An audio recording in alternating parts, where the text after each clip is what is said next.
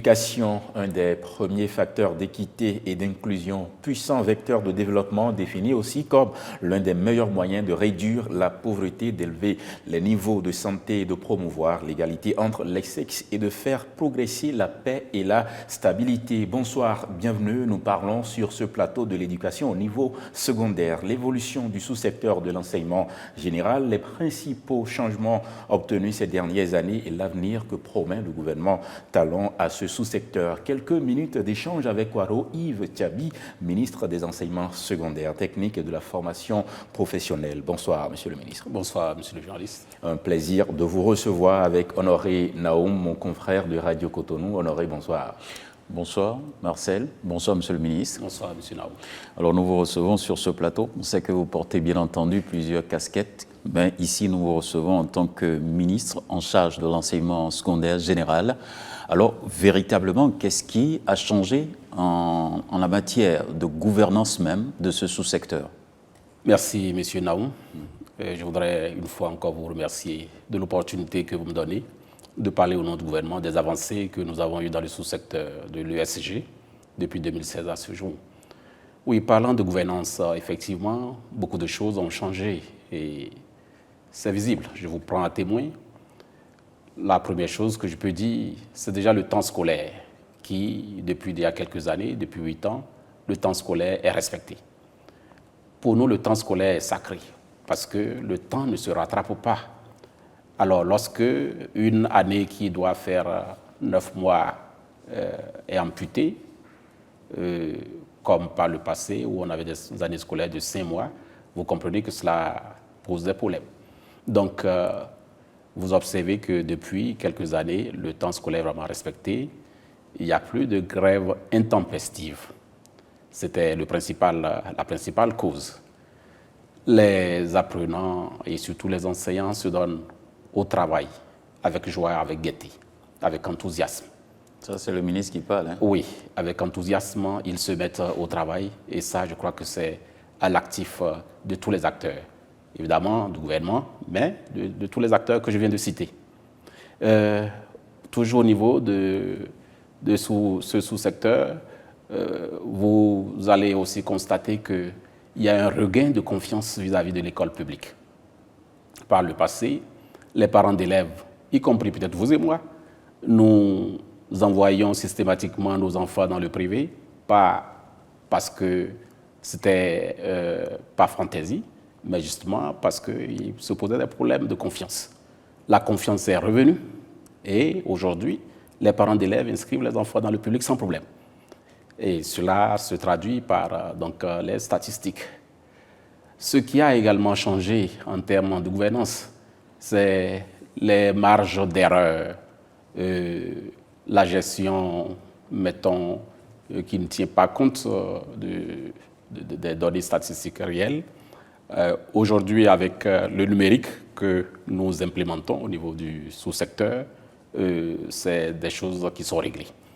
Alors, nous gérons les flux avec beaucoup moins d'erreurs, nous gérons avec précision, nous mettons à contribution le numérique pour faire de la gestion efficiente, donc nous gagnons en temps, en énergie, et cela peut se constater à plusieurs niveaux, que ce soit au niveau des examens, que ce soit au niveau du suivi des enseignants, du suivi des programmes scolaires, etc., etc. Par exemple, ce qui concerne les examens, vous savez que par le passé, pour le moindre papier, un apprenant pouvait quitter des centaines de kilomètres, quitter carrément pour venir jusqu'à Porto-Novo, rien que pour prendre une attestation. Aujourd'hui, c'est révolu. Voilà donc globalement ce que je peux vous dire. Il y a bien d'autres choses. Si le temps permet, nous allons revenir là-dessus. Qu'est-ce qui a permis de faire dos à ces problèmes? Je veux citer par exemple les grèves répétées. Les enseignants se portent-ils vraiment mieux désormais? Évoluent-ils dans de bonnes conditions désormais? Ce qu'il faut noter, c'est la qualité du dialogue social et surtout la proactivité du gouvernement. Vous allez noter que le gouvernement n'attend pas forcément du tapage avant de prendre ses responsabilités dans la mesure des moyens disponibles. Donc cette proactivité permet déjà de devancer les problèmes, de régler les problèmes selon les moyens de façon progressive. Et il y a donc cette, mettons, confiance, cette complicité, et qui fait que les enseignants sont réellement au travail. Ils se mettent au travail, et je le disais tantôt, avec vraiment cœur joie, avec enthousiasme. Ça ne veut pas dire que tout est rose. Nulle part au monde, les Parce choses qu'il y a ne sont beaucoup parfaites. de grincements de dents, il faut Oui, reconnaître c'est quand même. normal, c'est normal qu'il y ait des problèmes. Nulle part au monde, les choses ne sont roses. Mais ce qu'il faut reconnaître, c'est qu'il y a réellement des avancées en ce qui concerne justement la gestion du personnel, les carrières, les salaires, etc. En termes de salaire, vous savez très bien qu'il y a eu des augmentations, même tout récemment. Il y a eu des augmentations salariales en termes de gestion des carrières, puisque c'était les principales causes de grève. En termes de gestion des carrières, vous savez qu'aujourd'hui, les actes paraissent mieux que par le passé. Vous savez également qu'aujourd'hui, l'enseignant, où qu'il soit, peut accéder à ces actes de carrière justement par le numérique. Par le passé, ce n'était pas ça. Donc, il faut comprendre que tout cela, c'est des éléments qui favorisent justement que les gens se mettent au travail. Le cadre de concertation et de dialogue mis en place est-il réellement fonctionnel? Ça fonctionne. Et au niveau sectoriel, il y a les CAP, les commissions administratives paritaires, qui fonctionnent. Tout récemment, au niveau du secteur de l'éducation, nous avons tenu les élections professionnelles sectorielles et nous allons bientôt mettre en place les bureaux des CAP. Ça marche, ça fonctionne. D'accord. Il y a deux aspects sur lesquels je pense qu'il est important de revenir. C'est l'aspect grève. Est-ce que juste parce qu'on a constaté qu'il y a moins de grèves au niveau de l'école, au niveau de l'enseignement secondaire de façon précise, qu'il faut dire que tout se porte bien à l'école? Est-ce que c'est un indicateur qui devrait rassurer? Non, nous ne disons pas que tout est rose, je viens de le dire.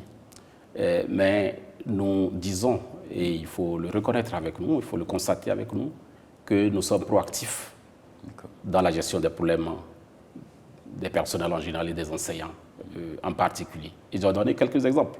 Je sais que vous allez me poser la question sur les AME, et à ce niveau, je peux devancer. On y reviendra, certainement. Voilà, on en reviendra. Bon, c'est des enseignants. Nous n'avons pas attendu pour prendre certaines mesures. Voilà. C'est un exemple pour dire que la proactivité du gouvernement participe quand même à ce qu'on est en train de dire. D'accord. Voilà. Le deuxième sujet qui m'intéresse beaucoup plus, c'est les statistiques. Vous avez dit qu'il y a plus de confiance maintenant. Les parents envoient beaucoup plus leurs enfants dans les écoles publiques. Alors, ça veut dire que vous avez un fort taux. Comment on gère ça? Les flux, oui. Nous les gérons avec pas trop de difficultés. C'est vrai que nous ne croisons pas les bras. À ce niveau, justement, j'allais vous dire, tenant compte donc de cette première question, que avant 2007, nous avions au total environ 16 000 infrastructures, totales confondues. En l'espace de quelques années, nous en avons ajouté plus de 1000. Et nous comptons en faire davantage. Et tout ça, là, c'est des réceptacles pour accueillir donc, le flux d'apprenants qui vient. Donc, juste pour vous dire qu'il y a des actions qui visent donc à renforcer le dispositif en infrastructure scolaire, en termes de salles de classe, en termes de matériel pédagogique, etc., en termes d'enseignants, pour donc contenir ce flux-là. Et justement, pour ce qui concerne les enseignants, ça fait aussi l'un des éléments qu'il faut noter en termes de changement positif. Par le passé, les établissements étaient obligés de faire recours aux enseignants vacataires, un recours systématique aux enseignants vacataires pour régler la question donc, d'enseignement. Et vous saviez tous comment cela se passait. Il n'y avait pas réellement un contrôle de la question. On pouvait prendre des enseignants qui n'avaient pas le profil et ainsi de suite, avec un fond de clientélisme, etc. Et nous notions des classes d'examen qui n'avaient pas de professeurs de sciences et consorts, des classes d'examen. Aujourd'hui, c'est révolu. Déjà, le système de vacation a changé. Nous avons mis en place le système d'Aspirada qui permet de régler la question donc, de la pénurie numérique et également de qualité. J'insiste sur la qualité pour mentionner que ceux qui sont utilisés sont dans une base de données et cette base de données est constituée après un test de sélection et peuvent prendre part au test de sélection des enseignants qui répondent à un certain profil. Le programme d'action du gouvernement promeut en quelque sorte la promotion de l'accès équitable à l'enseignement secondaire général de qualité. À ce niveau, qu'est-ce qui a été fait depuis 2016? Il y a déjà que, quand vous prenez l'indicateur sur le financement des sous-secteurs, c'est un indicateur très parlant pour montrer les efforts du gouvernement. En 2016, nous étions à environ 61 milliards d'investissements dans le sous-secteur. Aujourd'hui, nous sommes à près de 200 milliards, ce qui représente environ 223% d'augmentation. Ça, pour les financiers, vous diront chapeau. Mais de façon concrète, qu'est-ce qui est fait pour s'assurer que tous les Béninois qui aspirent donc à l'enseignement secondaire général, qu'ils soient filles ou garçons, qu'ils soient en zone urbaine ou en zone rurale, ont réellement accès? J'ai parlé tantôt des infrastructures. Il y a eu donc des investissements au niveau des infrastructures et cela se poursuit. J'ai parlé tantôt des enseignants. Ça fait, rien que pour le sous-secteur, environ 18 000 enseignants AME qui sont recrutés et déployés. Il y a également des ACDPE, près de 2006, qui sont recrutés et déployés. Il y a également la formation des enseignants. Là également, nous les formons en cours d'emploi. Nous formons ceux des AME qui ont des diplômes académiques, c'est-à-dire qui n'ont pas de diplôme professionnel. Il y a également le recrutement et la formation du personnel d'encadrement, entendez conseillers pédagogiques, inspecteurs. Donc c'est vraiment tout un ensemble d'actions pour s'assurer réellement que l'enseignement est réellement garanti, un enseignement de qualité.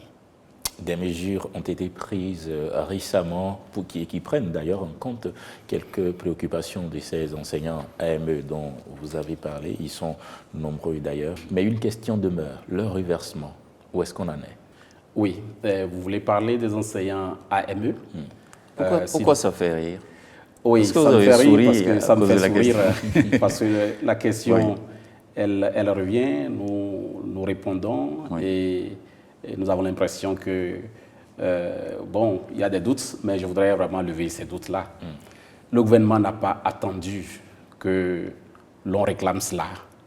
Le gouvernement a pris de son propre chef l'initiative de reverser les enseignants AME quand on s'attendait même le moins. Et c'est une décision qui est prise en toute responsabilité. Ce n'est pas parce que la décision est prise que le lendemain, en même temps, cela va s'exécuter. Il faut respecter un certain nombre de critères pour s'assurer qu'il n'y a pas de problème.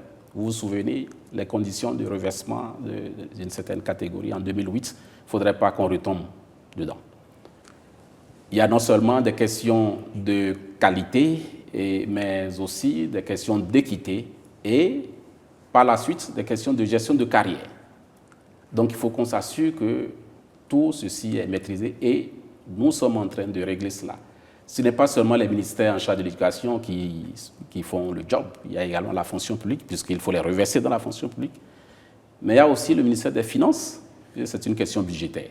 Donc le reversement doit tenir compte d'un certain nombre de critères et également justement des questions budgétaires. Mais vous êtes d'accord que quand l'application doit durer beaucoup plus de temps de la date de la prise de la décision, on peut se poser des questions. Je comprends l'impatience des uns et des autres. Et surtout quand on sait que ce gouvernement qui a pris justement la décision n'a que, disons, quelques mois, pour ne pas parler de 2 ans. C'est la fin du mandat. Je comprends l'impatience des uns et des autres. Il reste quand même 2 ans. Et non. Et très sincèrement, cette décision qui est prise par le gouvernement sera appliquée. Elle sera exécutée. Je voudrais tout simplement vous rassurer. Je ne vous donne pas de date, mais je vous rassure que ce sera fait et le plus tôt possible. Ça n'a rien à voir avec ce que vous dites. Et on a encore le temps pour le faire. C'est pas une Nous avons encore quelques semaines. C'est pas une promesse en l'air. Pas du tout. Parce qu'on vous prendra au mot avant la fin du mandat. Je crois que le gouvernement n'a jamais eu des problèmes de crédibilité en ce qui concerne les engagements qu'il prend. Donc, il faut en tenir compte. Alors, l'argent dont vous avez parlé tantôt, qui est investi aujourd'hui dans l'enseignement secondaire de façon fondamentale pour améliorer la qualité sur le terrain, Cet argent est investi où? Sur l'homme ou sur le matériel? Sur les deux. Sur le matériel, nous avons parlé des infrastructures. Forcément, lorsqu'on parle d'école, il faut des salles de classe, il faut des tables et bancs, etc., etc. Mais surtout sur l'homme. Sur l'homme, il faut des enseignants et des enseignants de qualité, des enseignants qualifiés. Donc c'est sur les deux. Alors, voilà. Quand vous voyagez à l'intérieur du pays, aujourd'hui, est-ce qu'on peut encore dire qu'on identifie des salles sous les arbres ou bien c'est terminé? Je reconnais que nous n'avons pas atteint les standards que nous souhaitons. Je reconnais qu'il y a encore des écoles qui souffrent d'infrastructures.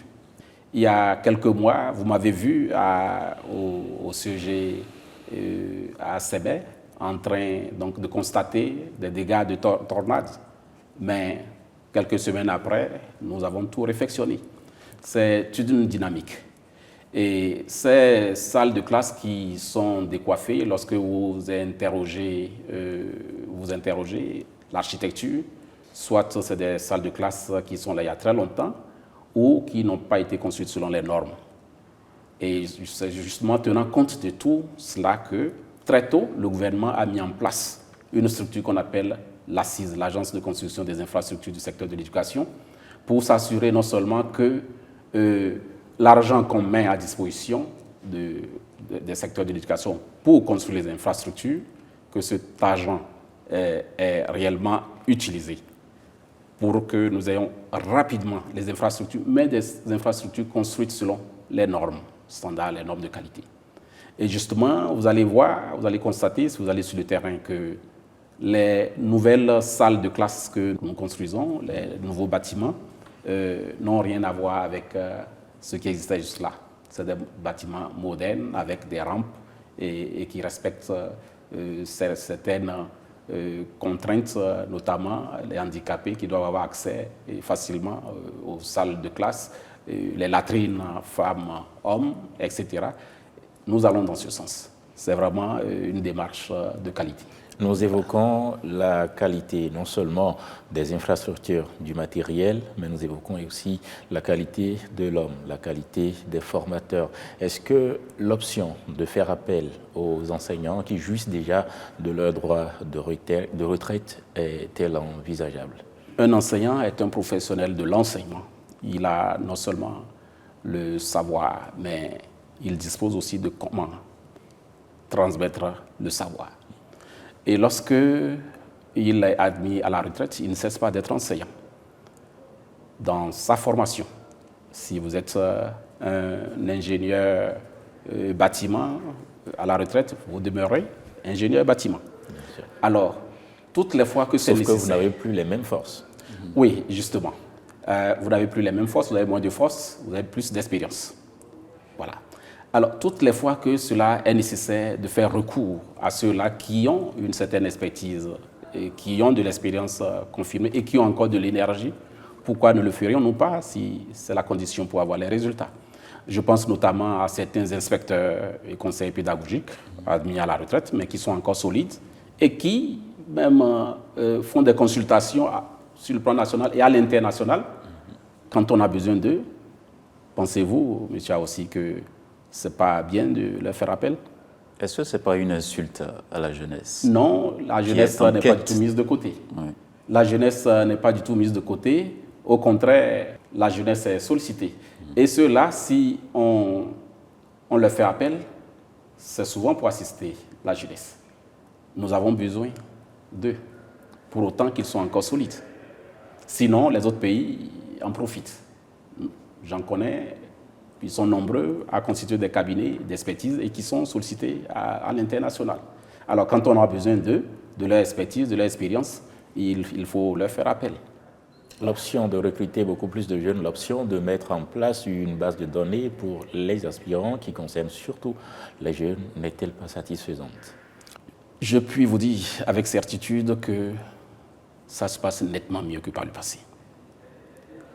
Ça se passe nettement mieux que le système de vacations servi pendant un certain nombre d'années qui pratiquement a fait du mal à l'école. Ça se passe mieux parce que nous avons pu régler la question de la quantité. Nous avons pu régler la question de la qualité. C'est une dynamique qui est en cours. En parlant de dynamique, par exemple, je veux mettre l'accent sur la formation. Nous les formons. Nous formons systématiquement ceux-là, par exemple, qui ne sont pas titulaires de diplôme et professionnels. Donc, pour ma part, c'est nettement mieux. Et justement, grâce à ce programme, nous avons définitivement rompu avec cette situation où vous allez dans des collèges,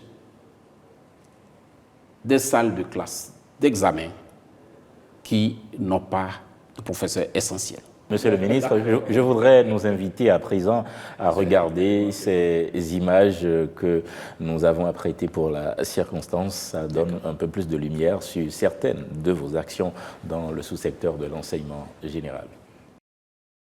Depuis 2016, où le Bénin a amorcé une nouvelle ère, le sous-secteur de l'enseignement secondaire est l'un des piliers de la transformation structurelle qui touche l'éducation. Au cœur de la dynamique, une réforme majeure dans la préparation et l'organisation de l'examen du brevet d'études du premier cycle, BEPC. Auparavant, c'était autour de 5 mois qu'il nous fallait de préparatifs et c'était de façon manuelle, quasi artisanale.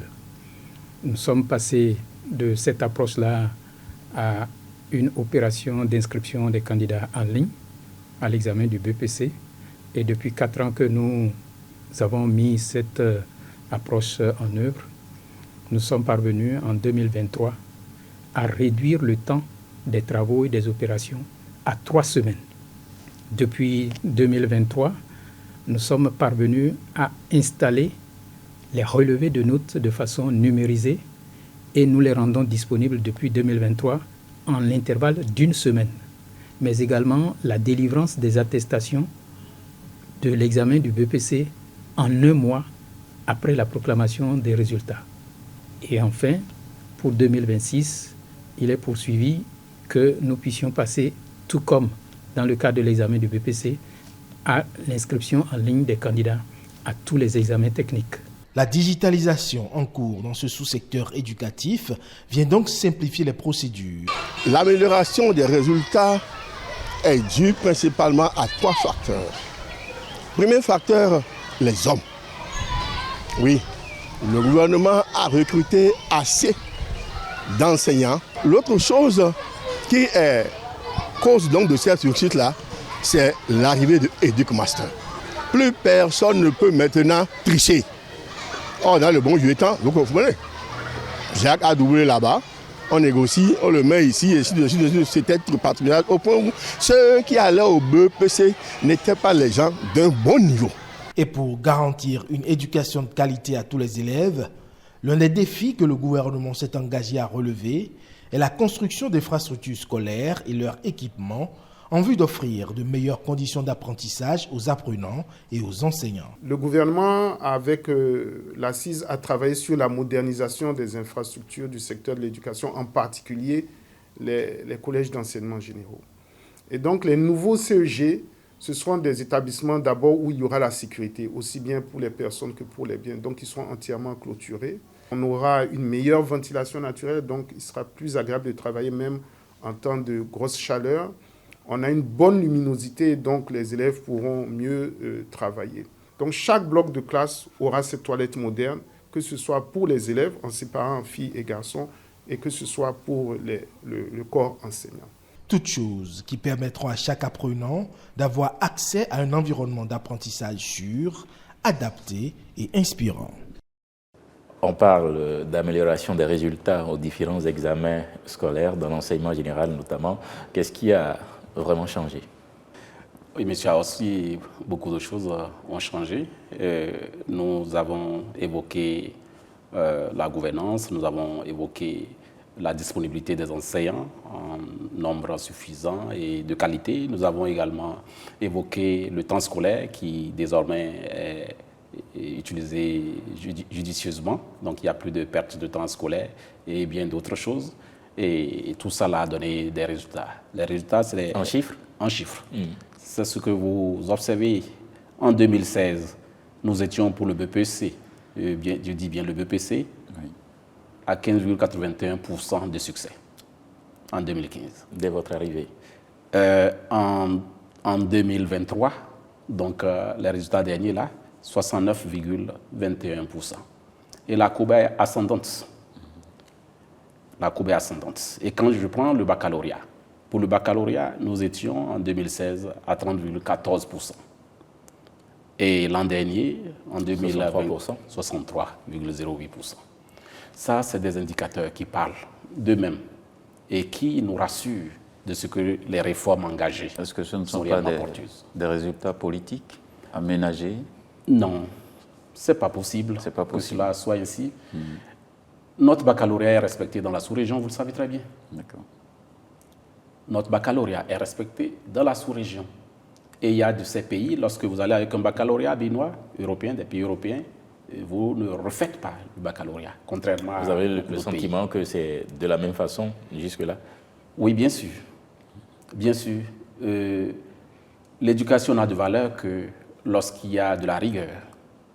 Et si nous voulons vraiment évaluer à sa juste valeur ce que nous faisons, il faut forcément de la rigueur, non seulement pendant l'apprentissage, mais aussi au moment des évaluations. Donc, c'est des résultats totalement honnêtes. D'accord. Un problème qui a existé jusqu'à présent, sinon jusqu'à un passé pas si lointain, la pénurie des enseignants, notamment dans des matières comme les mathématiques, les sciences physiques et même de l'éducation physique et sportive, les sports. Comment est-ce que vous gérez tout ça aujourd'hui? Quelle est la situation? À quel taux est-ce qu'on se situe en termes de couverture d'enseignants? Oui. Aujourd'hui, nous sommes à plus de 95% de couverture d'enseignants. Je répète, plus de 95%. Vous avez évoqué les mathématiques. Nous n'avons pas de souci de mathématiques en ce qui concerne les enseignants du premier cycle. Nous en avons en ce qui concerne les professeurs certifiés et nous travaillons à corriger cela. Pour ce qui est de l'éducation physique et sportive, oui, justement, à ce niveau, on n'en parle pas, mais c'est plutôt là où il y a le plus de besoins. Mais ce sera corrigé parce que notre Institut national de sport à Porto-Novo, l'INEFS, a mis donc sur le marché des centaines, environ 400 à 500 enseignants qui constituent le vivier que nous allons bientôt recruter suite à un test qui est en cours de préparation.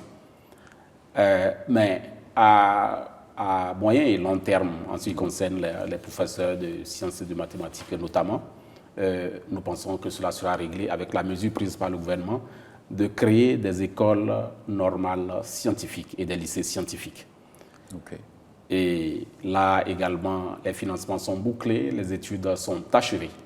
Il est question de mettre en place des lycées scientifiques qui vont former nos enfants à partir donc de la seconde jusqu'en terminale en sciences exclusivement. Ils auront un baccalauréat scientifique et ils seront récupérés par des écoles normales scientifiques, donc des écoles normales supérieures scientifiques, pour faire d'eux donc des professeurs certifiés de sciences. Et la question sera réglée à et donc moyen les et conditions seront réunies pour pouvoir les accueillir après, parce qu'il ne faut pas les former, après ils seront en l'air. Non, justement.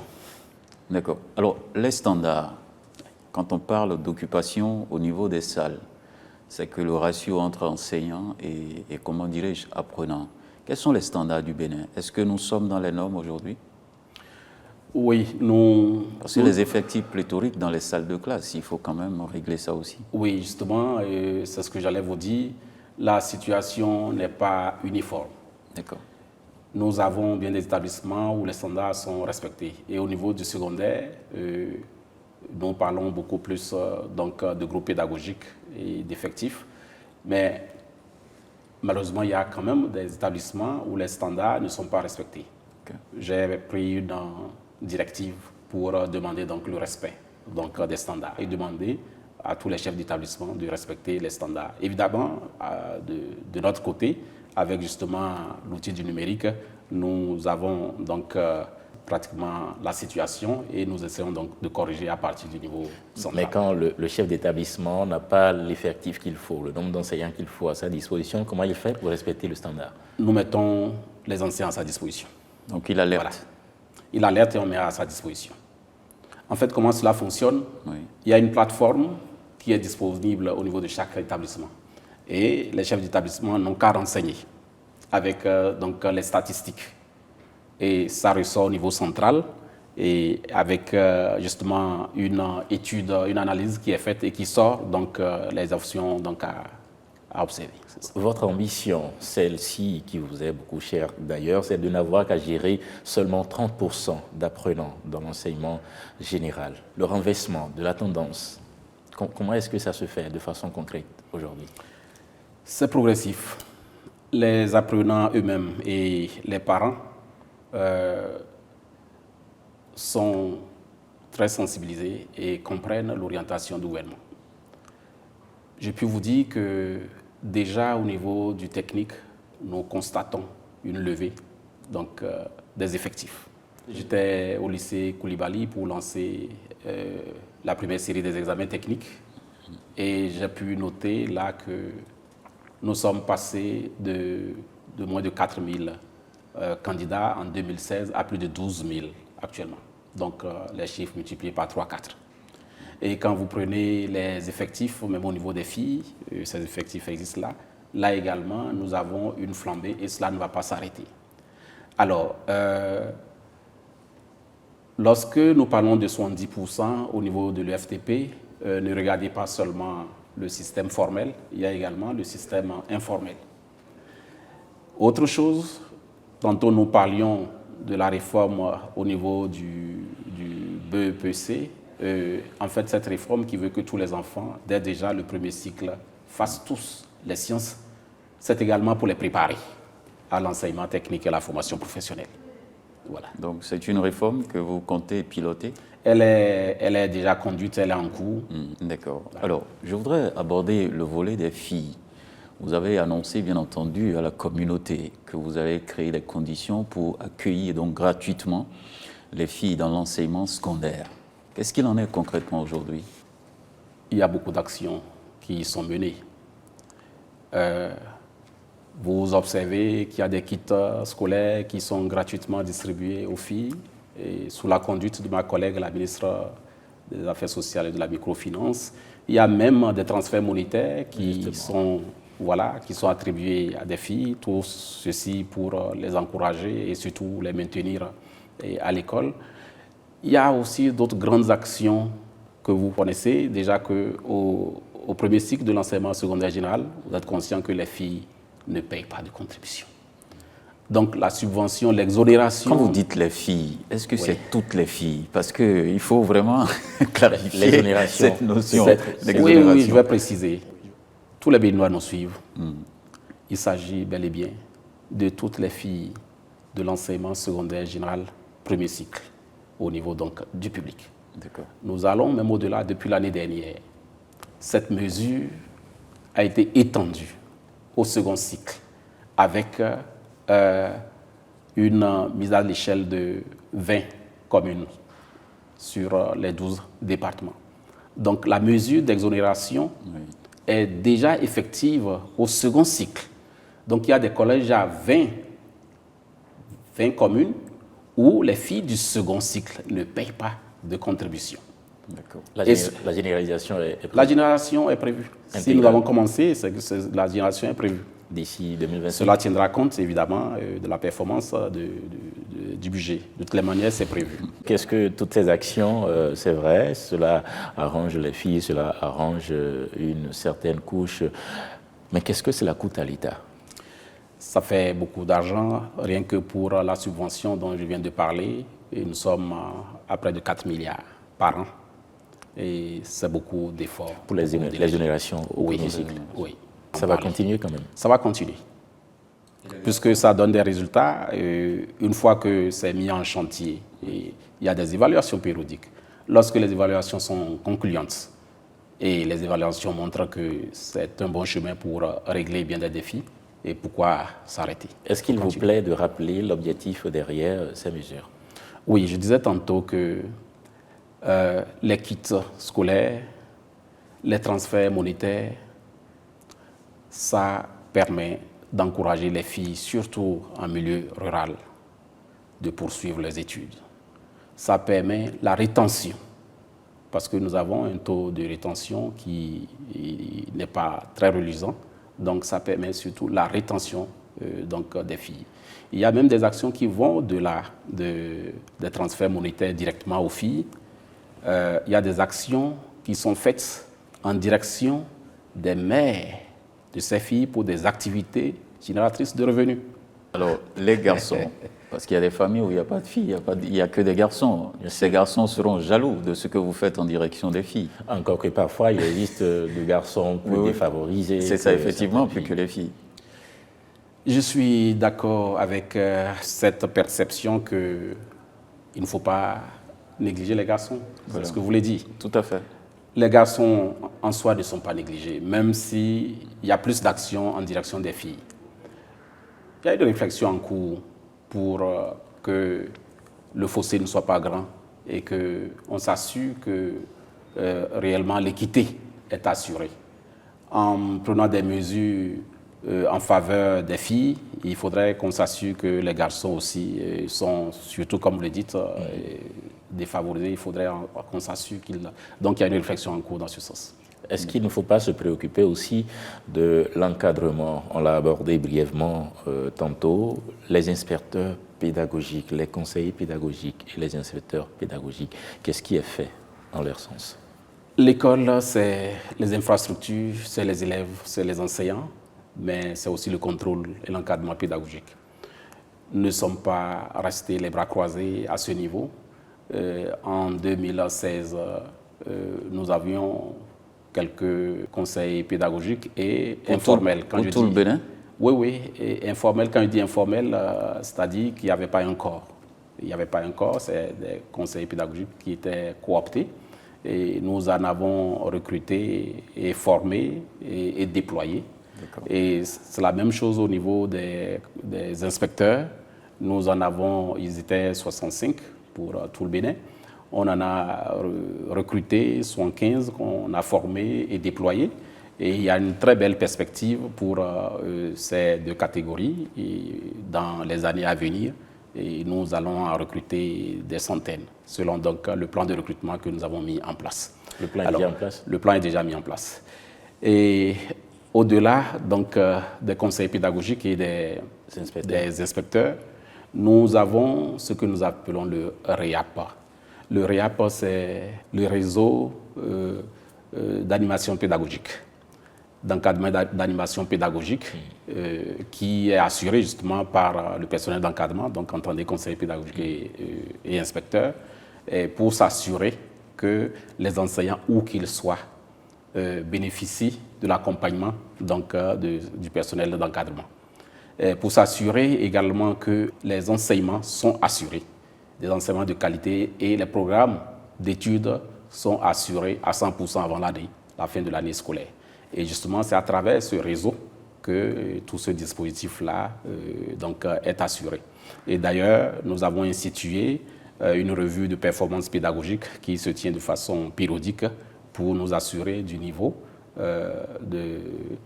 donc, des programmes d'études dans chacun des collèges. Ce qui suppose que lorsqu'il y a des problèmes à certains endroits, il y a des plans de rémédiation, soit sur les élèves ou sur les enseignants ou sur les programmes, pour s'assurer que réellement tous les enfants ont pu avoir l'enseignement qu'il faut avant la fin de l'année scolaire. En 2026, comment imaginez-vous le Bénin en termes d'infrastructures scolaires?